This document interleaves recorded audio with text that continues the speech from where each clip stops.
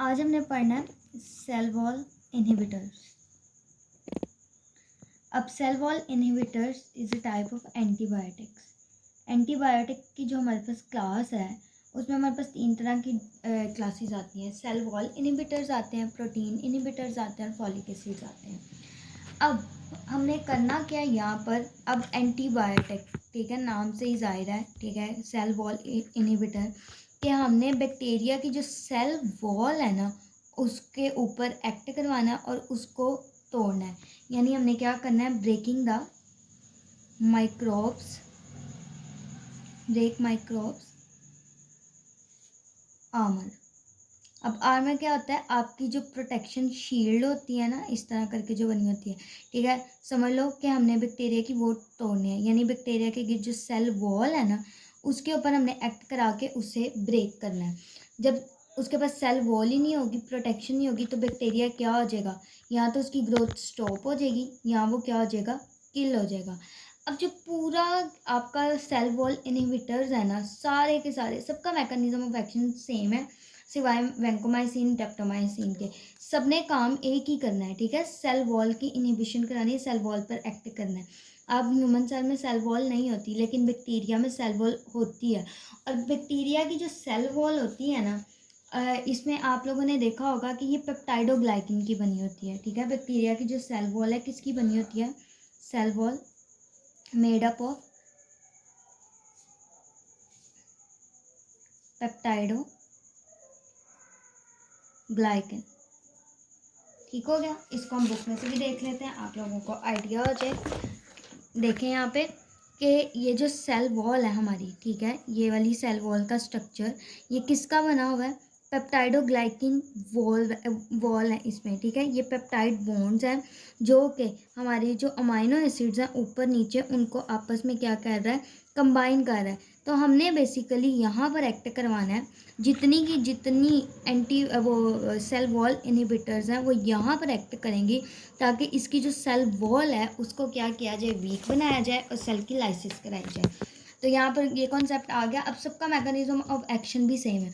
अब हमारी जो ड्रग्स हैं, अगर हम अपनी स्टोरी को देखें, ठीक है, कि हमने क्या करना है, उनकी मतलब आर्मर को तोड़ना है, यानी उनकी प्रोटेक्शन को तोड़ना है। तो ड्रग्स यहाँ पर क्या काम कर रही हैं, बिल्डोजर्स और थीव्स का, जो कि क्या कर रहे हैं, वॉल को ब्रेक कर रहे हैं। तो जब नो वॉल इजी फॉल, ठीक है, जब दीवार ही नहीं होगी, ठीक है, ये एक की आइडिया है कि नो वॉल इजी फॉल, कि अगर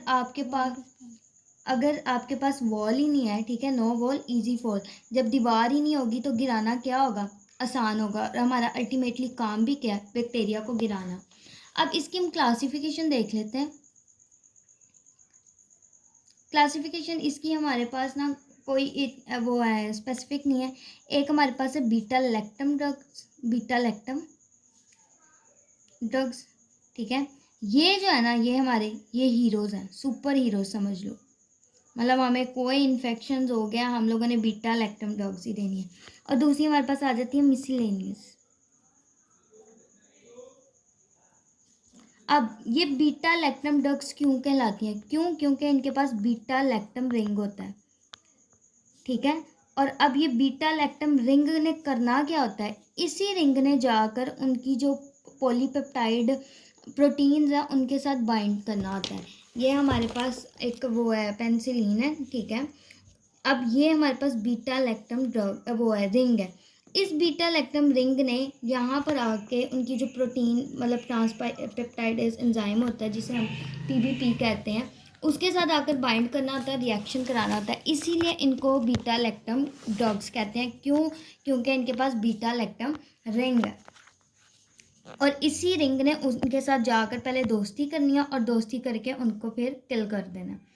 अब हमारे पास बीटा लैक्टम ड्रग्स में सबसे पहले आती है पेनिसिलिन। उसके बाद हमारे पास आती हैं सेकंड इम्पोर्टेंट सेफलोस्पोरिन्स।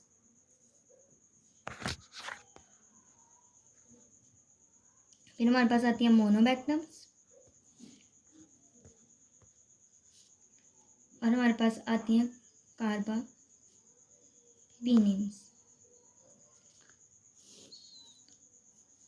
अब ये जो सारी है ना, समझ लो आपका आधा चैप्टर यहाँ पर हो गया, आधे से ज़्यादा चैप्टर हो गया। क्यों? क्योंकि इन सबका मैकेनिज्म ऑफ एक्शन वही है जो हम लोगों ने डिस्कस कर लिया है, लेकिन हम इसे अलग-अलग भी डिस्कस करेंगे।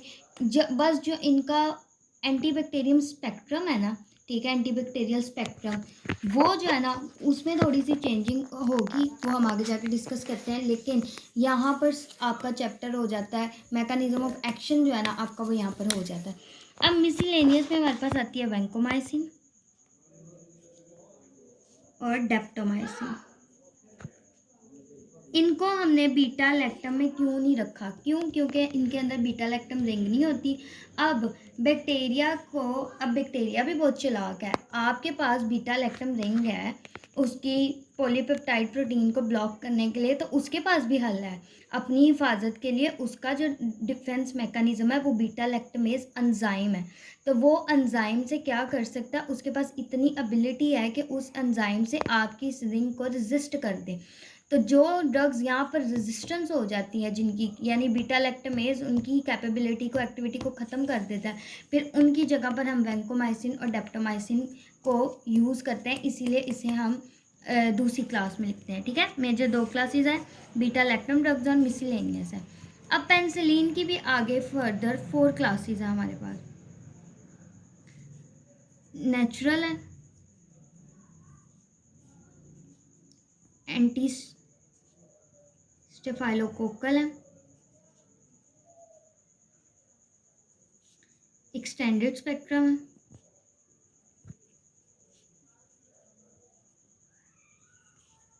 एंड एंटी सूडोमोनल है।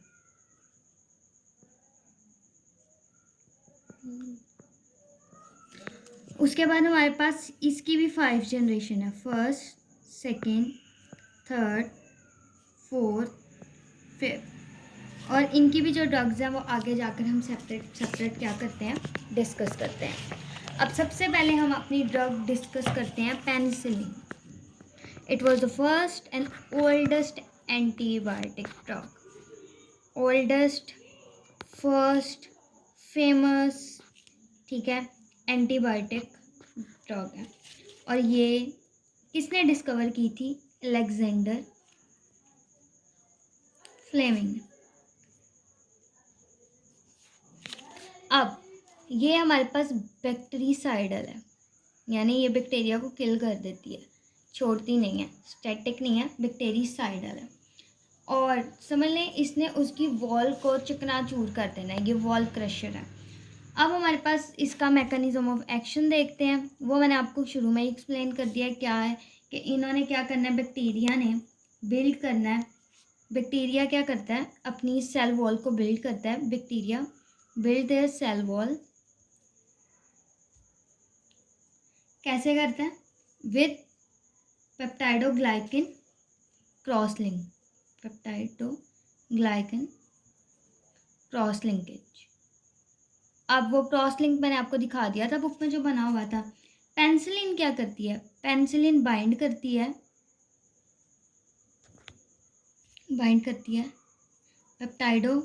पेप्टाइड बाइंडिंग प्रोटीन, जिसे हम क्या कहते हैं, ट्रांसपेप्टाइडेज एंजाइम।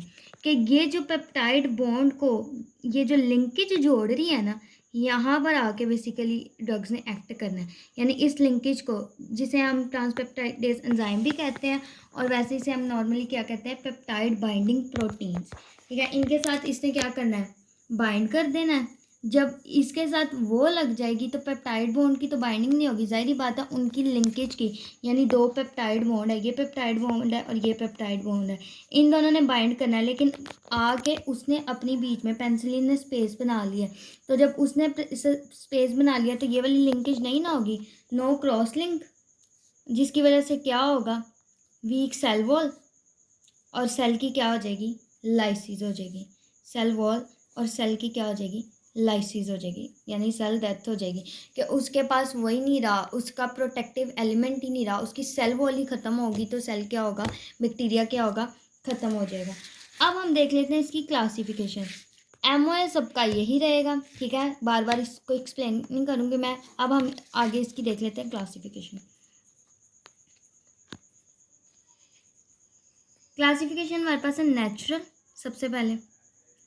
अब नेचुरल जो हमारे पास पेनिसिलिन है ना, वो हमारे पास पेनिसिलिन G और पेनिसिलिन V है। G और पेनिसिलिन V। पेनिसिलिन G हम IV और IM देते हैं और V हम ओरल देते हैं। ये MCQs के तौर पर आ सकता है, याद रखना है। और इनका जो स्पेक्ट्रा है ना, वो ग्राम पॉजिटिव के खिलाफ भी है, ग्राम नेगेटिव के खिलाफ भी है। अच्छा, अब एंटीबैक्टीरियल स्पेक्ट्रम क्या होता है? स्पेक्ट्रम ये होता है कि एक एंटीबायोटिक जो है यानी पेनिसिलिन जो है वो फर्दर कितनी ड्रग्स के खिलाफ एक्ट कर सकती है। ठीक हो गया कि मतलब अगर पेनिसिलिन है तो उसने ग्राम पॉजिटिव के खिलाफ उसकी एक्टिविटी है, ग्राम नेगेटिव के खिलाफ है, स्टेफाइलोकोकस ऑरियस के खिलाफ है, यानी उसकी एक्टिविटी की रेंज क्या है, वो उसका स्पेक्ट्रम होता है। अब जो नेचुरल पेनिसिलिन है ना, उनका स्पेक्ट्रम इतना ज़्यादा ब्रॉड नहीं है, ठीक है, नैरो स्पेक्ट्रम है उनका। और ये यानी ये लिमिटेड ग्राम पॉजिटिव और ग्राम नेगेटिव के खिलाफ जो है ना, वो क्या उसे कहते हैं, काम करती है। उसके बाद हमारे पास आ जाता है एंटी स्टेफाइलोकोकल।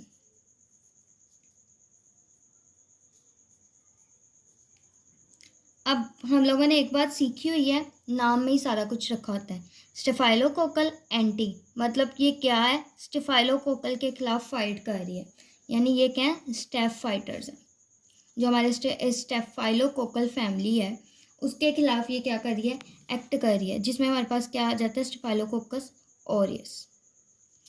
नाम से पता चल गया, बाकी आप लोगों ने बुक से और ज़्यादा पढ़ लेने, मैं आप लोगों को सिर्फ मेन कॉन्सेप्ट दे रही हूँ। उसके बाद एक्सटेंडेड स्पेक्ट्रम। अच्छा, अब जिसकी पहुंच ज़्यादा होती है ना, वो क्या करता है, वो खिदमत गुजार भी ज़्यादा होता है। लेकिन यहाँ पर आपने खिदमत गुजारी को इन ऑपोजिट वर्ड लेना है, ठीक है, इसका मुतजाद लेना है।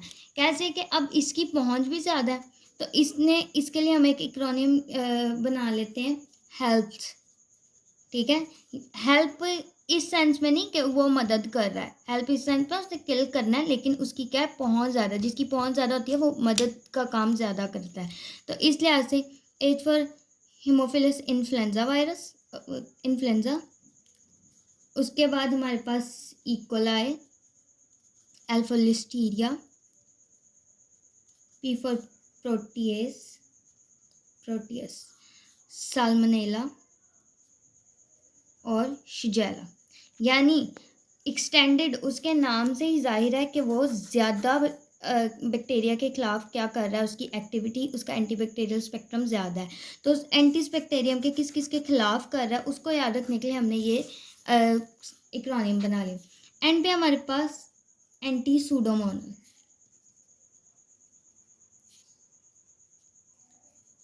और नाम से ही जाहिर है कि ये जो सूडोमोनस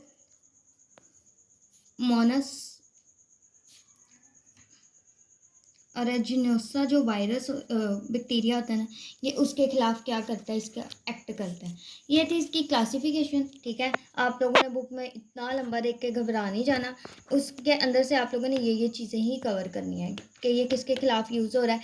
मेजरली कॉन्सेप्ट ये है कि इनके खिलाफ यूज़ हो रहा है, ठीक है।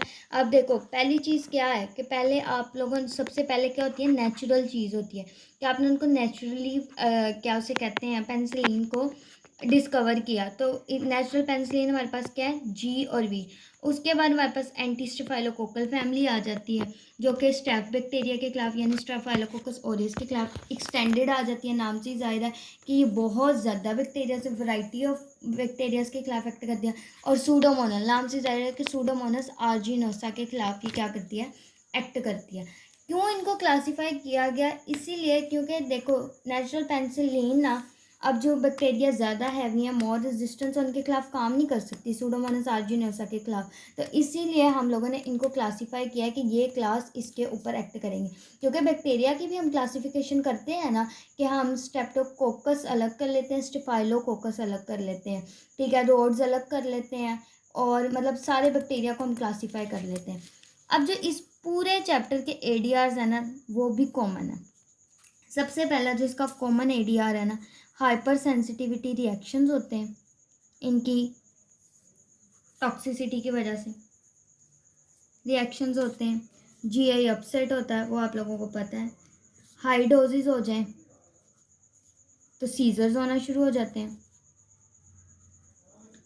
और रैशेस ये कॉमन है। अब आपने देखा होगा वार्ड में जब सेफ्ट्राजोन की डोज देते हैं, क्या कहते हैं, पहले डोज थोड़ी दो, और अगर पेशेंट को फील नहीं हुआ, उसकी बॉडी के मतलब जहाँ आईवी लाइन के गिर रैशेस हो गए, रेडनेस हो गया, वार्मथ हो गया, या से पेन वगैरह हो रही है, अगर फील नहीं हुआ रैशेस वगैरह, तो आप उसको पूरी डोज देते हो। तो यहाँ से आप लोगों ने याद रख लेना है कि इनके जो कॉमन है ना, ये आप लोगों ने याद रखना है।